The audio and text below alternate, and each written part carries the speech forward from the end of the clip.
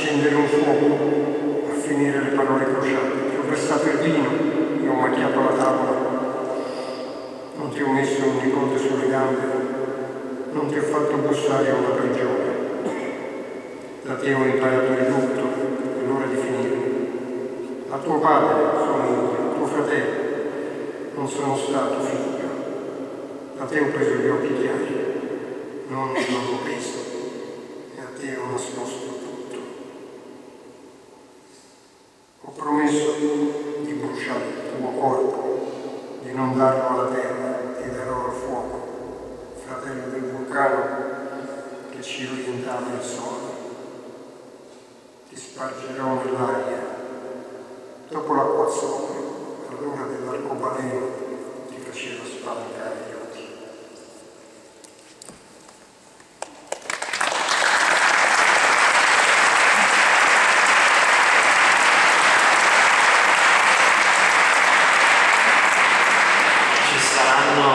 Ci sarebbero migliaia di domande, ma sempre per restare sulla lettera M.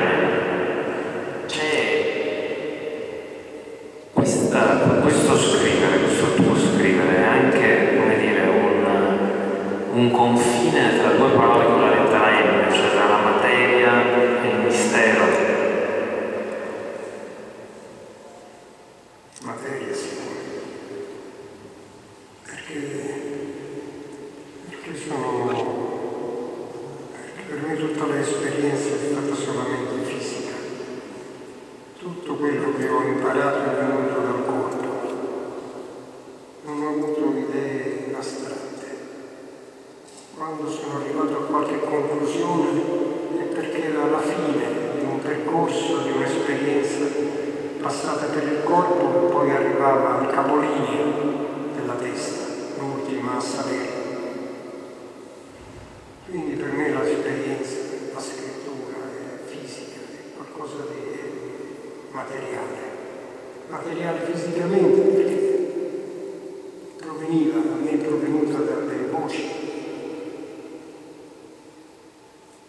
E anche la mia scrittura è una scrittura che ricalca le voci. È una voce che racconta una storia, con le frasi che non sono più lunghe del fiato che ci vuole a pronunciare. Ma tutta la mia esperienza nei confronti delle storie, il mio debito proviene dalle voci di quella città in cui sono cresciuto, che era Napoli nel dopoguerra, molto fitta, molto densa, di abitanti, di voci, e poco separata.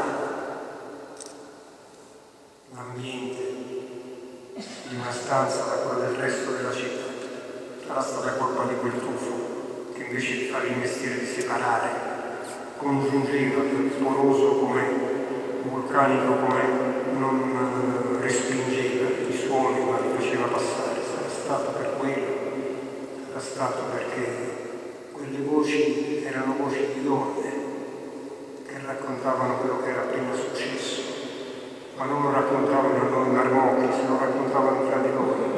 E per quanto atroce fosse quello che era appena successo, ci dovevano sempre mettere una quota di ridicolo, di comico, di buffo, per sgambettare il tragico e farlo diventare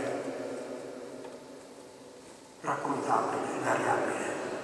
E a forza di narrare smaltivano i lutti, le perdite, le difficoltà, trasformavano lentamente quella materia cruda e nuda, la trasformavano in racconto, in narrativa, in canto, in teatro.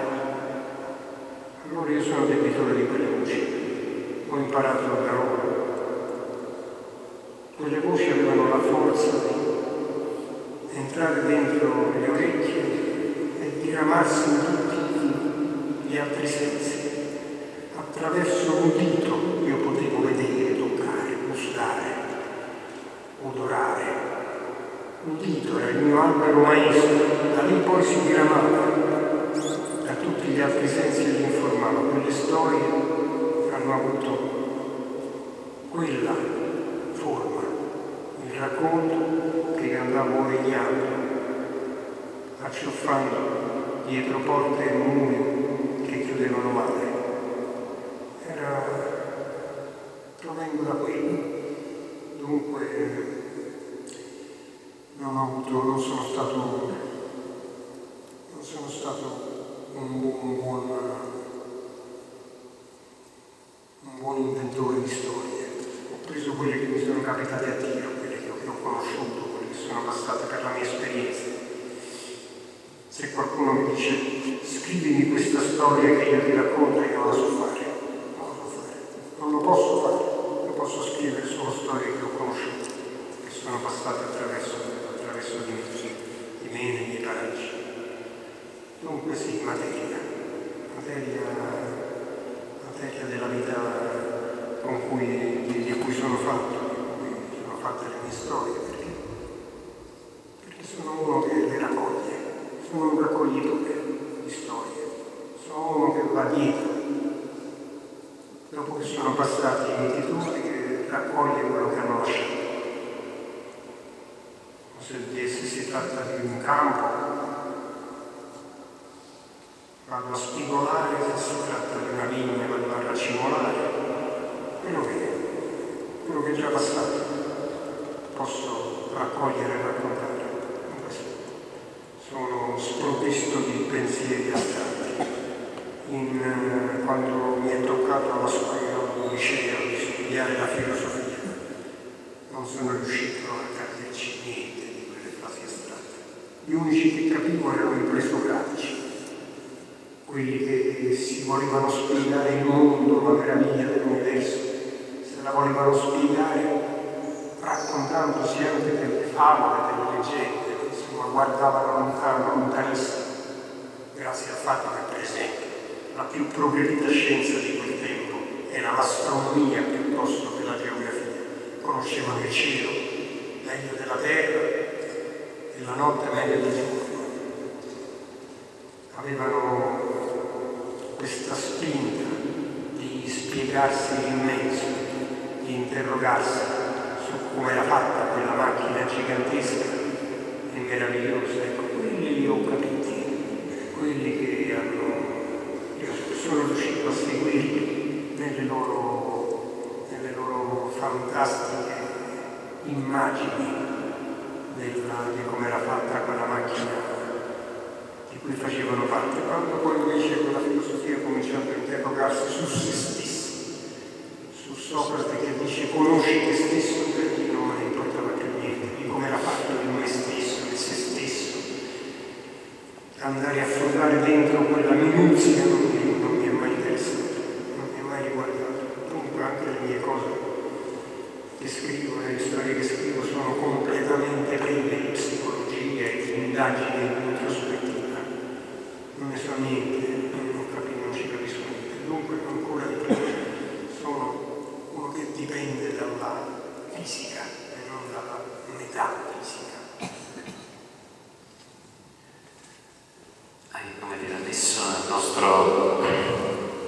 nostro vocabolario macchina, meraviglia, mietitore, però resta un'altra parola sulla quale voglio chiederti un'altra cosa, che è mare. E per evitare la metafora da pizzaioli di mare e monti, ti metterei tra il mare e la montagna il mappa.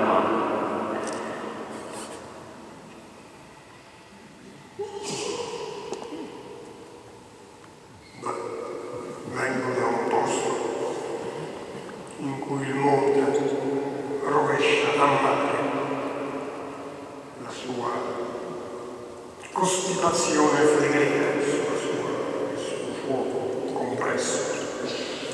Sono cresciuto sotto un vulcano catastrofico. Il santo di quel mio luogo d'origine, Gennaro, è specialista di eruzioni.